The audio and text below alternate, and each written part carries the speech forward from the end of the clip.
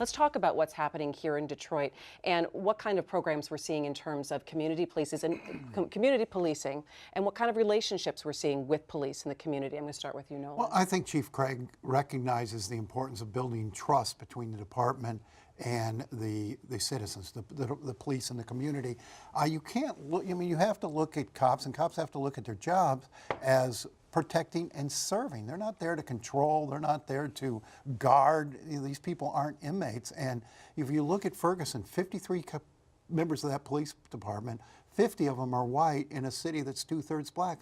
That's not how you build trust between a department and a community. And I think Greg is very, very aware of the need to have that trust in place, those relationships in place, so that when something like this happens, and there will inevitably be conflict between police and citizens, but when it happens, people don't blow up and say, see, this is indicative of a larger problem. If you have the trust in place, you can take time, you get the benefit of the doubt and the time to sort through the, what actually happened. I think it's always a policy question, and like what Nolan was saying, what does the police force look like? How are they trained? What's the relationship between them and the community? Those are the things that you got to focus on.